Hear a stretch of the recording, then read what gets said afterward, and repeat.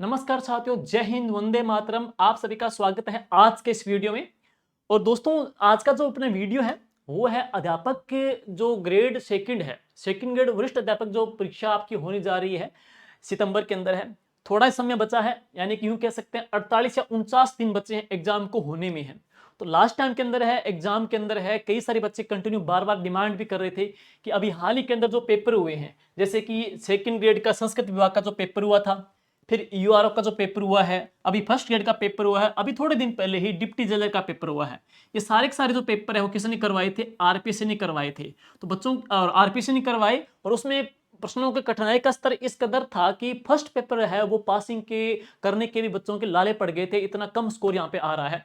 पूरी 30 क्वेश्चन भी first grade में सही नहीं हो पा रहे थे बच्चों के। है इसीलिए अब हम बात करेंगे कि अब आरपीसी का जो बदलता पैटर्न है, आरपीसी के बदलते पैटर्न को किस प्रकार हमको समझना है, कौन से टॉपिक को अच्छे से तैयार करना है, कौन सा जो पार्ट है जिसमें से आरपीसी ज्यादा प्रश्न पूछने की प्रायोरिटी रखती है, जहां से प्रश्न ज्यादा आते हैं। जैसे हमने बात, आप लोगों ने गौर किया होगा कि जैसे कि इकोनॉमिक्स है, वहां से प्रश्न ज्यादा आ रहे हैं। या अपनी बात कहेंगे करंट के जो क्वेश्चन है वो उस प्रकार के नहीं पूछे जा रहे, करंट जो यूपीसी की पैटर्न में पूछा जा रहा है वहां पे पूरा पूरा एक पैरा देके प्रश्न पूछा जा रहा है।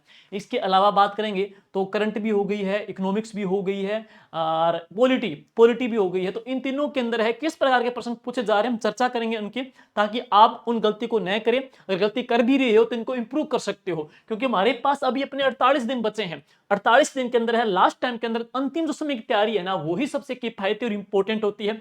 उसके अंदर आपके पढ़ने की और आपके समझने की जो शक्ति है वो डबल ट्रिपल भी हो जाती है। इसलिए अब कम समय के अंदर है अपनी तैयारी को बूस्ट कैसे करना है, अपनी तैयारी को अच्छे से रिवीजन कैसे करना है, हम सारी बातें पढ़ेंगे। कौन से जो टॉपिक है जहां से प्रश्न ज्यादा आते हैं उनको अच्छे से किस प्रकार से कवर करना है। तो बने रहिएगा, लास्ट तक हम बात करेंगे एक एक पॉइंट के बारे में, जो आरपीसी का फेवरेट और सबसे खास टॉपिक जहां से प्रश्न अच्छे आते हैं, जो आपके स्कोर को भी लीड दिलाने में बहुत अच्छी हेल्प करेंगे। तो सबसे पहले मैं बात करूंगा, ये भी जो पेपर हुआ, इन पेपर के आधार पे हमने आइडिया लगाए। तो जैसे कि 3-4 सब्जेक्ट मेन है, जैसे एक आ जाएगा तो वर्तमान में जो पॉलिटी है, तो पॉलिटी के अच्छे प्रश्न पूछे जा रहे हैं। पॉलिटी में क्या कथन निष्कर्ष के प्रश्न पूछे जा रहे हैं, तो इन किन चीजों को हमको गौर करना है वो देखना है।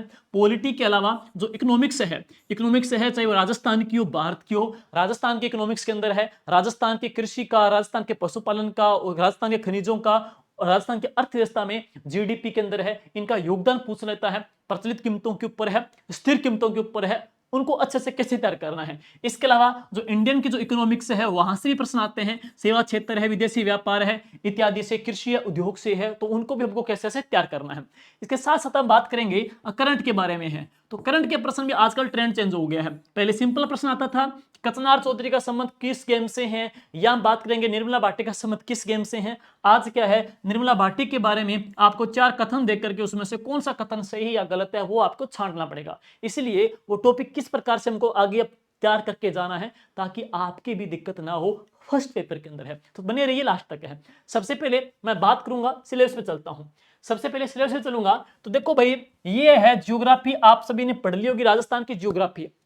हमारे ख्याल से सभी बच्चों ने अच्छे से पढ़ लिया और सभी बच्चों का रिवीजन चल रहा है। मैं यूं नहीं कहूंगा कि आप अपना जो बुक्स चेंज करना, जो आपने पढ़ी है उसको अच्छे से पढ़ो, नो प्रॉब्लम है, लेकिन जो पढ़ी है उसमें पढ़ने में कौन से टॉपिक को अच्छे से पढ़ना है, जो टॉपिक पढ़ा है उस टॉपिक में किन चीजों को किस प्रकार से पढ़ना है, जहां से प्रश्न किस प्रकार के एग्जाम में पूछे जा रहे हैं, हम बात करेंगे उसकी है।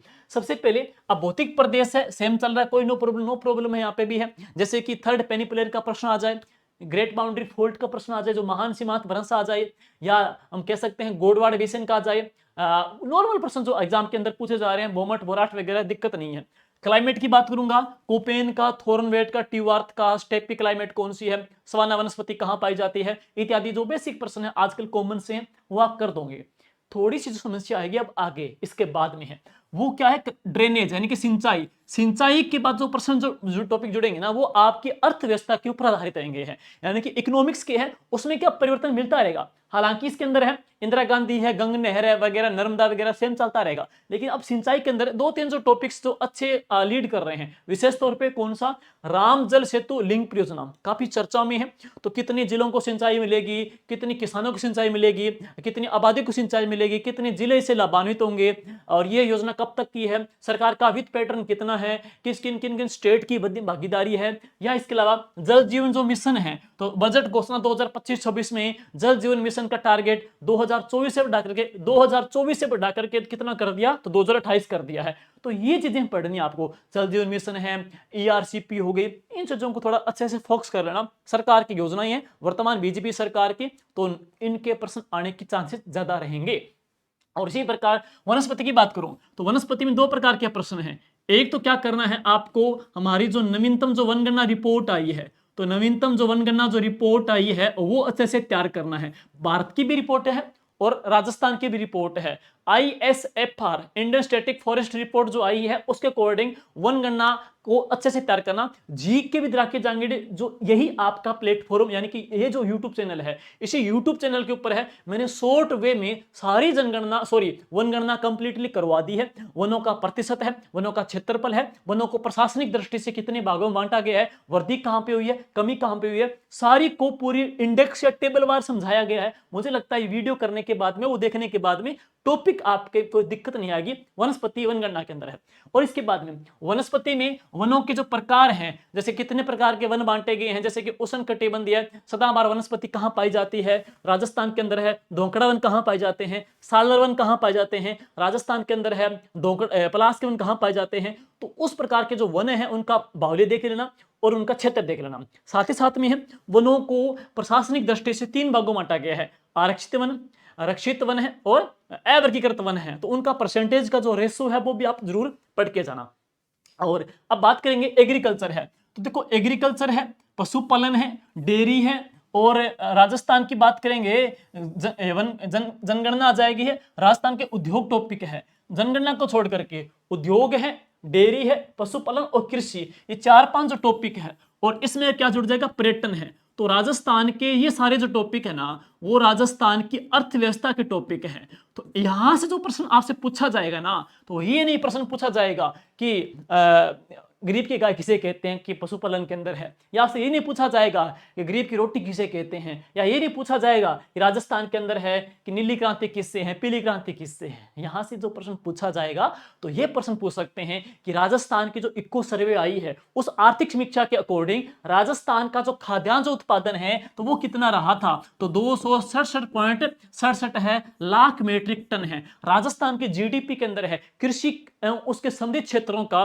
प्रचलित कीमतों के ऊपर योगदान कितना है और उसका स्थिर कीमतों के ऊपर योगदान कितना है, यह प्रश्न पूछ सकता है। राजस्थान की नवीनतम आर्थिक समीक्षा के अकॉर्डिंग है राजस्थान का खाद्यान्न उत्पादन हुआ, राजस्थान का दलहन उत्पादन हुआ, कौन कौन सी फसलों के अंदर हम देश में पहले या दूसरे स्थान या थर्ड स्थान के ऊपर है, वो पूरी सारणी करनी है। और ये टॉपिक ही आपको लीड दिलाने वाला है। कोपेंटिवार्थ भौतिक प्रदेश, ये जो टॉपिक है वो आप कर दोगे, लेकिन यहां से आप करोगे तो आप लीड में रहोगे। यही सब्जेक्ट आपको लीड दिलाने वाले हैं भाई, और इनको अच्छे से करना है। अब पशुपालन की बात करेंगे तो राजस्थान की बात, कृषि एवं संबंधित क्षेत्रों में पशुपालन का रोल कितना है, 46.77 है, कृषि का कितना है 46.17, ऐसे आपको वहां पे डेटा पढ़ने हैं। तो ये चीजें आपको वहां पे लीड दिलाने वाली है। तो इन टॉपिक को भाई अच्छे से तैयार करके जाइयो, गलती ना कर देना वहां पे, और यही टॉपिक आपको वहां पे अच्छे से लीड दिलाने वाले हैं। डेयरी की बात करेंगे तो राजस्थान में कितने जिला दुग्ध उत्पादक संघ है। राजस्थान की बात करेंगे तो RCDF के द्वारा अभी हाल ही के अंदर नया जो प्लांट लगाया गया है वो कहां पे लगाया गया है, RCDF का जो MOU किया गया वो किसके साथ किया गया है। राजस्थान का देश के कुल दुग्ध उत्पादन में राजस्थान का देश में स्थान कौन सा है, राजस्थान देश के कुल दुग्ध उत्पादन का कितना परसेंटेज करता है, वो चीजें आपको यहां पढ़ के जानी है। इन चीजों को लीड मिलेगी आपको।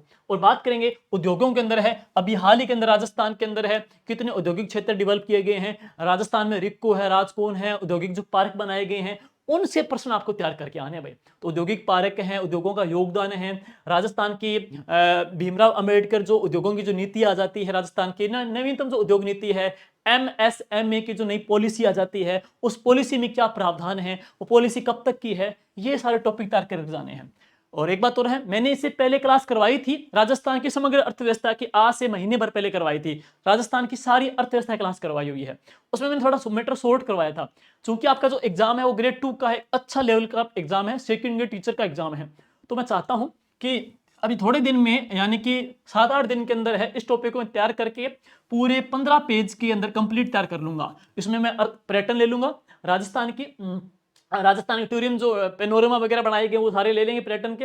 राजस्थान के उद्योग ले लूंगा, जनजाति की योजना ले लूंगा, राजस्थान की डेयरी, पशुपालन और कृषि लेकर के समग्र जो टॉपिक आपको यूट्यूब पे भी मैं करवा दूंगा। मुझे लगता है उसमें क्या गागर में सागर है, यानी कि 15 पेज के अंदर सारे टॉपिक आपको इकट्ठे मिल जाएंगे और to the point, to the selected material आपको मिलेगी। ऐसा नहीं कि पूरा मैं आपको सारा सारा अत्था मैटर दे दूंगा, ठीक है।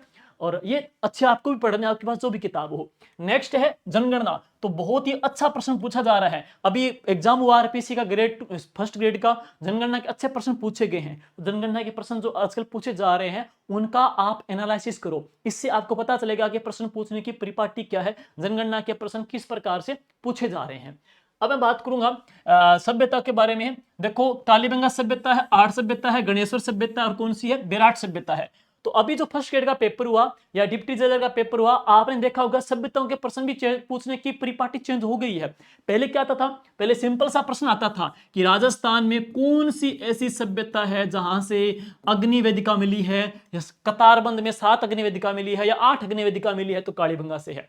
अभी फर्स्ट ग्रेड का पेपर हुआ हिस्ट्री के अंदर, फर्स्ट पेपर में क्या प्रश्न पूछा, कालीबंगा सभ्यता की अग्नि वेदिका कौन से टिल्ले पे मिली है, पूरा कथन पेड़ आया था।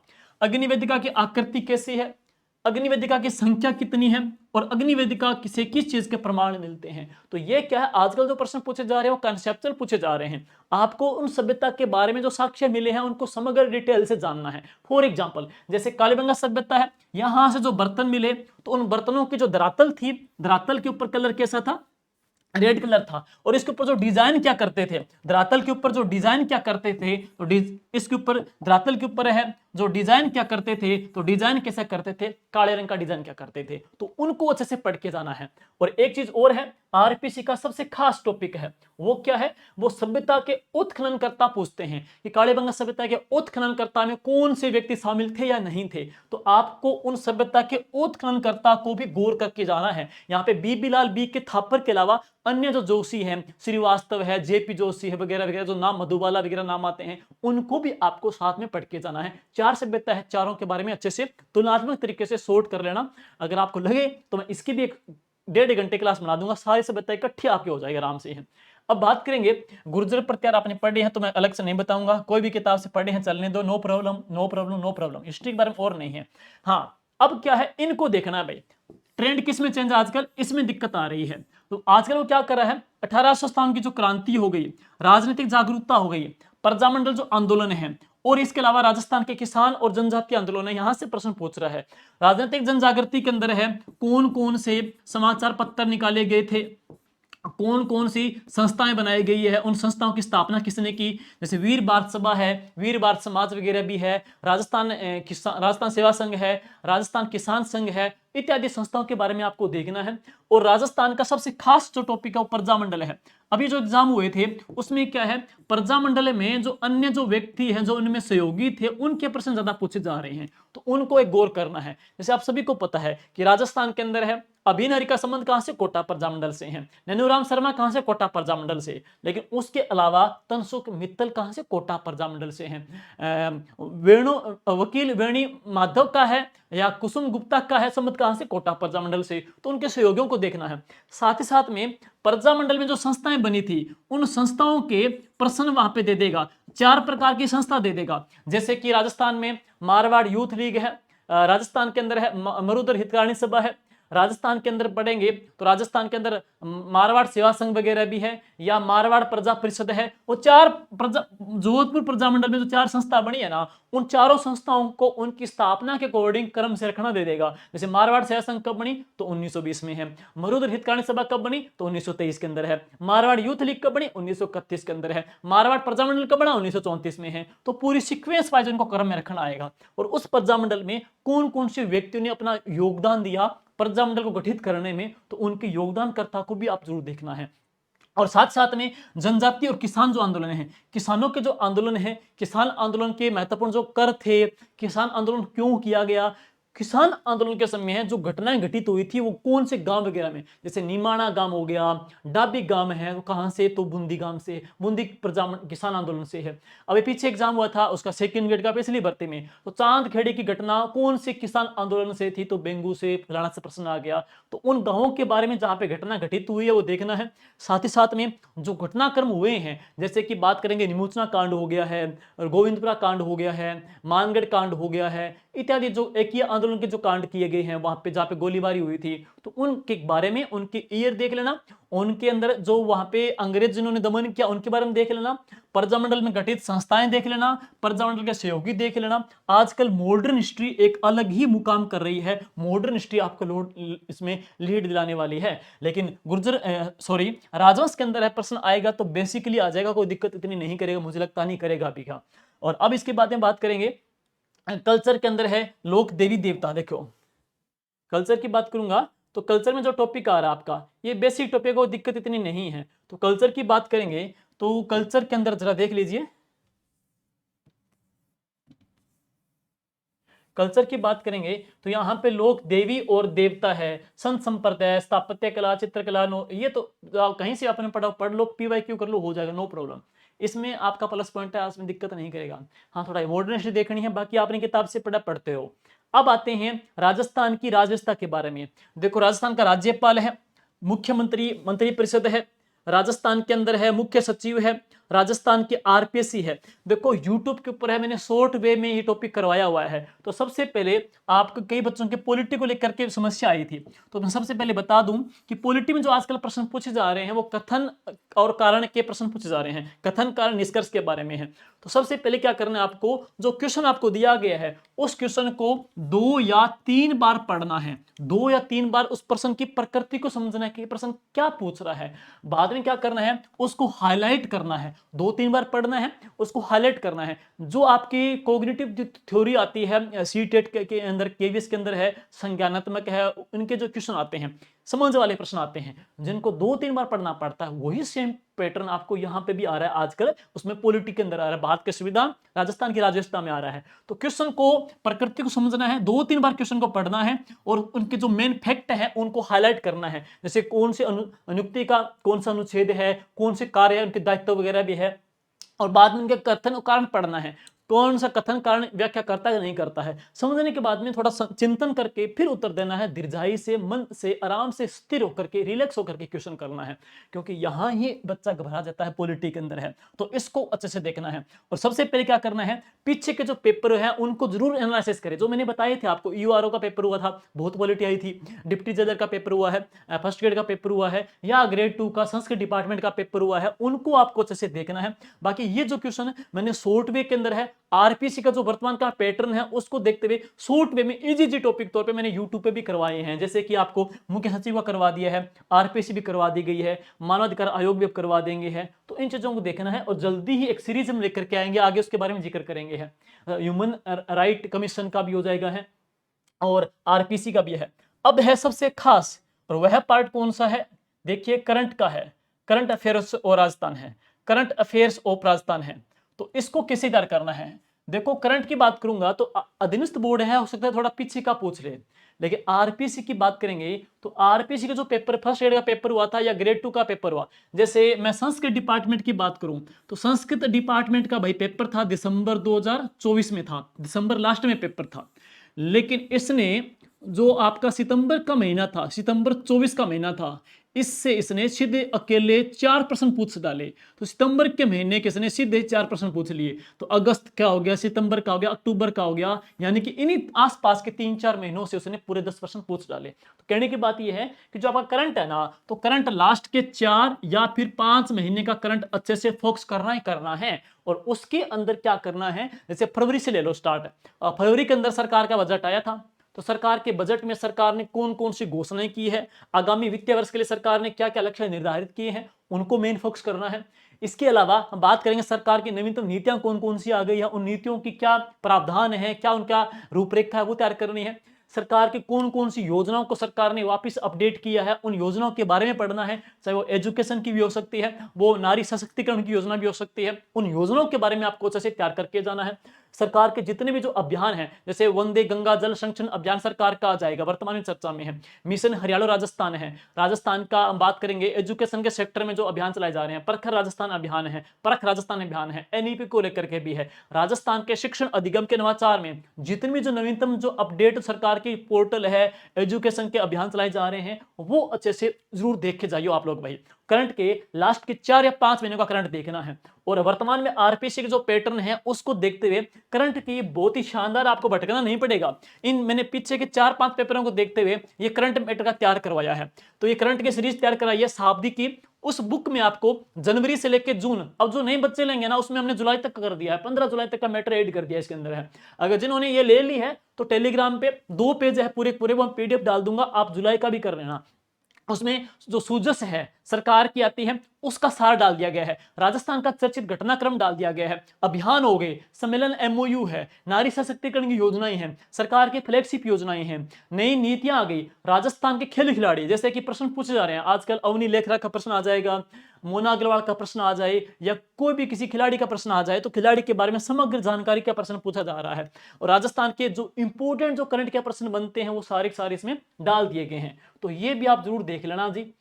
ये बुक है जिसके अंदर है पूरा पूरा आपके जनवरी से लेकर के 15 जुलाई तक का मैटर हमने कवर कर दिया है, वो पूरा करंट आपका कवर करेगा। तो करंट को हल्के में न ले, और स्पेशली क्या है जो गेम स्पोर्ट्स है ना, इसको जरूर तैयार करें, गेम स्पोर्ट्स को जरूर तैयार करना है। और इसमें अभी वर्तमान के अंदर जो अभी 5 महीनों का जो गेम है उसकी मैं यूट्यूब पे क्लास करा दूंगा। जितनी भी जो गेम की स्पर्धा हुई है, गेम में जितने जो पुरस्कार मिले हैं, राजस्थान के महत्वपूर्ण चर्चित खिलाड़ी कौन कौन से, यूट्यूब की 1 घंटे की मैं क्लास कराऊंगा, सारा कवर हो जाएगा, गेम का टॉपिक पूरा कवर हो जाएगा यहाँ पे है।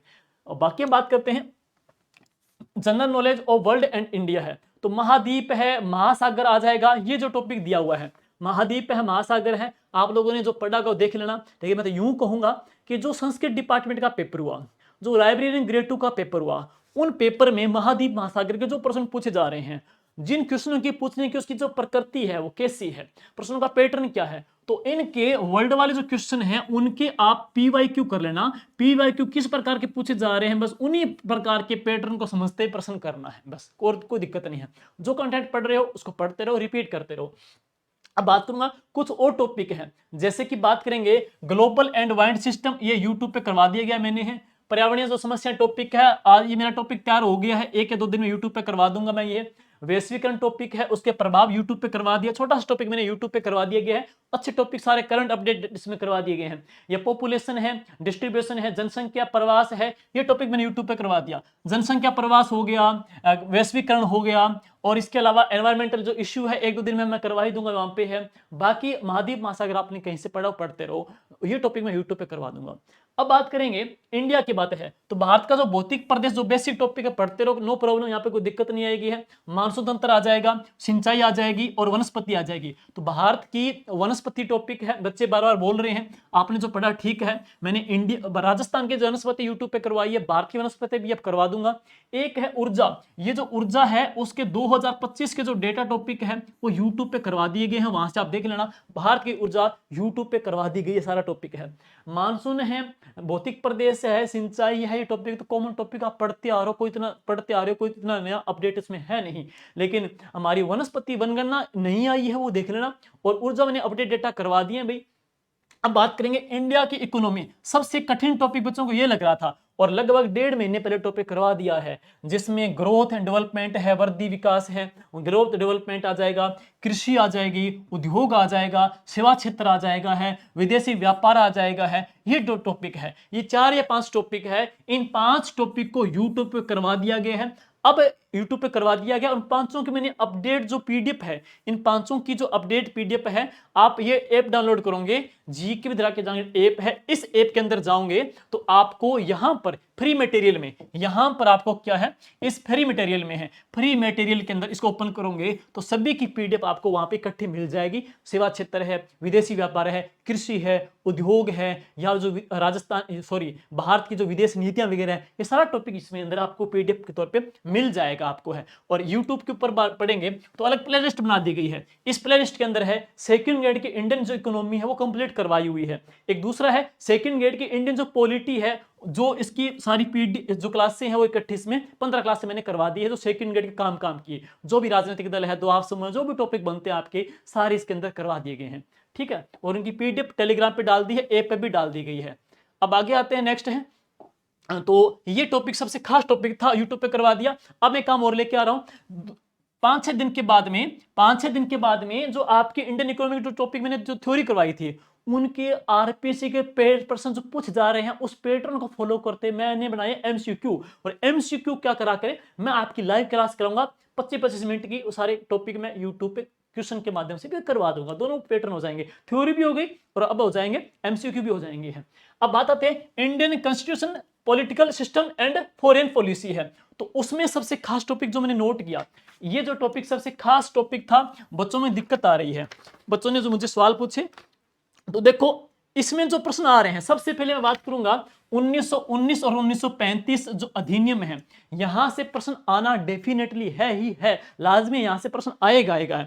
तो सबसे पहले क्या करें, इसमें जो एक्ट आते हैं, इसके अंदर है एक्ट के जो फैक्ट आते हैं उनको क्या रिवाइज कर लें। वो क्या करेगा, कथन कारण देकर के प्रश्न पूछ सकता है, कौन सा कथन कारण की व्याख्या करता है, नहीं करता। तो दोनों को आप डिवाइड कर लें, 1919 के बारे में, 1935 के बारे में, दोनों को तुलनात्मक तरीके से बेहतर पढ़ें। जो क्वेश्चन आएगा वो इजी नहीं आएगा, वहां पे पैरा प्रश्न बढ़ेगा, कथन वाला प्रश्न आएगा। तो जो भी मेन फैक्ट पूछे जा रहे हैं, जो एक्ट पूछे जा रहे हैं, उनको आप हाईलाइट करना, 2-3 बार पढ़ करके अच्छे से इत्मीनान से तसल्ली से प्रश्न करना, प्रश्न सही हो जाएगा। भाई यूट्यूब पे क्लास करवाई हुई है और आप खुद कहोगे जहां पे मैटर 25 पेज का था वो मैटर 3 या 4 पीपीटी के अंदर करवा दिया गया है। जितना भी जो सार संग्रह था पूरा टॉपिक है, आप खुद वहां पे देखोगे, खुद बता दूंगे कि वास्तव में कंटेंट मेहनत की गई है। तो यूट्यूब के ऊपर 1935 और 1919 दोनों को मैंने सारणीबद्ध तरीके से कंप्लीट करवा दिया गया है। और बाकी जिस दिन एग्जाम होगा उस दिन हम देखेंगे क्लास में से जो मेहनत की गई है वो कितनी आई है, नहीं आई है। बाकी मेहनत वहां पे शिद्दत से की गई है। तो एक तो ये हो जाएगा। और एक इसमें क्या है, एक घटनाक्रम है, एक तो यह मैंने बताई दी इसके बारे में। एक बच्चे बोलते हैं यूनो के बारे में, वो भी करवा दिया गया है। देखो इसमें है अंबेडकर जी का जो योगदान है वो भी यूट्यूब पे क्लास करवा दी गई है। बाबा साहब जी का जो योगदान है भारत के संविधान निर्माण में, कंप्लीट उनके बारे में लिखी किताबें, उनका जीवन परिचय, उनका जो संघर्ष था वो कंप्लीट यूट्यूब पे करवा दिया गया है उनके बारे में। और साथ ही साथ हम बात करेंगे फंडामेंटल राइट्स है, फंडामेंटल ड्यूटीज है, और इसके अलावा ऑफिस ऑफ इंडियन पीएमओ करवा दिया गया है, प्राइम मिनिस्टर वाला हो गया आपका। और राजनीतिक जो दल करवा दिया है, राजनीतिक दल यूट्यूब पे क्लास करवा दी गई भाई। और आपका जो दबाव समूह ये भी यूट्यूब पे करवा दिया है, राजनीतिक दल है, दबाव समूह करवा दिया गया है। भारत की विदेशी व्यापार जो नीति है वो करवा दी गई है। और देखो नेहरू जी का जो योगदान है, ये बच्चे इसका बच्चे बार पूछ रहे थे कि 1947 से लेकर 1964 तक है, 1947 से लेकर के 1964 तक है। तो नेहरू जी की जो विदेश नीति थी, नेहरू जी का जो विदेश नीति थी उसका क्या योगदान है, उनकी क्या विशेषता है। और बात करेंगे उनके पश्चात उनकी जो नीतियां हैं उनका क्या इफेक्ट पड़ा था। भारत चाइना का जो वार हुआ था उसको लेकर प्रश्न आ जाएगा, भारत चाइना को लेकर के नेहरू जी का जो योगदान है, उनकी जो पॉलिसी है विदेश नीति के अंदर है, यहां से प्रश्न आपका आना लाजमी है। तो इसको अच्छे से आप तैयार करके जाना है। और नीति आयोग है, जल्दी क्लास और कराऊंगा मैं नीति आयोग, बच्चों की बार बार मांग भी आ रही है सर आप नीति आयोग करा दीजिए। तो नीति आयोग से प्रश्न आपका आना है। नेहरू जी का जो यहाँ पे विदेश नीतियां से विदेशी जो नीतियां हैं उसमें इनका योगदान का प्रश्न आना है। और इंडिया एंड यूएनओ, तो यूएनओ के अंदर है कौन कौन से शांति की भागीदारी है। जैसे हम प्रश्न पढ़ेंगे कि यूएनओ का जो घटनाक्रम है या यूएनओ की जो पीस का कार्यक्रम है, यूएनओ का जो शांति का कार्यक्रम है, उसमें उस कार्यक्रम में भारत की क्या भूमिका रही है, भारत की क्या भागीदारी रही है। तो उनके यूएनओ के कार्यक्रम के शांति कार्यक्रम में भारत की जो भागीदारी है वहां से प्रश्न पूछे जा सकते हैं। या international politics with special reference to globalisation है, तो यहां से प्रश्न आपके आएंगे हैं। और इसमें से 2000 टॉपिक को छोड़कर के सारे टॉपिक यूट्यूब पे करवा दिए गए हैं। कंप्लीट की जो प्ले लिस्ट यहाँ पे बना दी गई है, आप देखोगे तो मैराथन बड़ी क्लासें नहीं देखनी, शॉर्ट क्लासें देखोगे तो second grade Indian polity by Rakesh Jahangir के द्वारा करवाई गई, इसको आप जरूर देख लेना। बाकी आपने जो मैटर पढ़ा है वहां से देख सकते हो। और इसके बाद आते हैं नेक्स्ट है एजुकेशन साइकोलॉजी। तो एजुकेशन साइकोलॉजी के अंदर तो बहुत अच्छी मेहनत कर रहे हैं, अलग अलग विद्वान, बहुत बड़े नामी विद्वान हैं राजस्थान के अंदर है। जैसे आप लोगों ने जो भी किताब पढ़ी हो, धीर सिंह जी सर बहुत ही शानदार करवा रहे हैं। मतलब एक हम कह सकते हैं कि वर्तमान के एग्जाम में मैंने कोई हर एक वीडियो नोट भी की है, कोई पेपर होता है, चाहे वो ईएमआरएस का हो, चाहे केवीएस का हो, चाहे वो कह सकते हैं कि आपका सीटेट का हो या फिर फर्स्ट ग्रेड का हो, वर्तमान का जो भी एग्जाम का पैटर्न है, ये शख्स है उस पैटर्न को सबसे पहले स्टूडेंट के सामने रखता है कि ये प्रश्न इस तरीके से पूछा जा रहा है। तो मेरे ख्याल से काफी अच्छे टीचर्स मेहनत भी कर रहे हैं, बस आपको उनकी मेहनत का फायदा उठाना है और अपनी तैयारी को बूस्ट करना है और एग्जाम में आपको अपनी सीट हासिल करनी है। तो वर्तमान के अंदर एग्जाम के पैटर्न को इस प्रकार से हैंडल कर लेना, वो गलती आप मत करना जो फर्स्ट ग्रेड के स्टूडेंट ने गलती की थी, हल्के मत लेना। फर्स्ट पेपर है, अच्छा लीड दिला सकता है, इको के अंदर है, पॉलिटी के अंदर है, करंट के अंदर है, राजस्थान जीके के अंदर आप अच्छे कर लोगे। थोड़ा साइकोलॉजी को आप सर ने बताया होगा तो उनसे भी है, या आपने जो भी गाइड पढ़ी है वहां से आप देख लेना है। तो ये आपका टॉपिक है। अब बाकी एक बात और हम कर रहे हैं, वो क्या कर रहे हैं कि देखो, एक इंडियन की जो इको है, दोनों इको है, एक तो कौन सी, राजस्थान की, एक इंडियन जो इको है, इन दोनों के अब एमसीक्यू है, यूट्यूब पे मैं करवा दूंगा भाई, डेली एक क्लास करा दूंगा, सारा टॉपिक हो जाएगा। इसके बाद में आरपीसी का जो पैटर्न है, उस पैटर्न में पॉलिटी के जो प्रश्न पूछे जा रहे हैं आजकल है, तो उस पॉलिटी के जो क्वेश्चन है प्रत्येक टॉपिक वाइज एमसीक्यू है, वर्तमान के अकॉर्डिंग है, वो भी यूट्यूब पे लाइव सेशन से आपको करवा देंगे, ताकि आपको एक प्रश्न की जो प्रवृत्ति है वो समझ सको कि प्रश्न किस प्रकार के पूछे जा रहे हैं। तो उम्मीद है ये वीडियो आपकी आगामी रणनीति में, आपको आगामी एग्जाम के लिए थोड़ा सा बताएगा कि किस प्रकार से हमको अपने सब्जेक्ट के अंदर साथ साथ में अपने फर्स्ट पेपर को भी अच्छे से तैयार करना है। जहां पर आप कमजोर पड़ रहे हो, जो टॉपिक्स आपके कमजोर पड़ रहे हैं, उनको अच्छे से ध्यान देना है। जहां पे आरपीसी ज्यादा प्रश्न पूछने की प्रायोरिटी कर सकती है, उनको अच्छे से आके लेके चलना है। तो थैंक यू साथियों, और वीडियो अच्छा लगे तो लाइक कर दीजिए और शेयर कर देना। Thank you, all the best, good luck.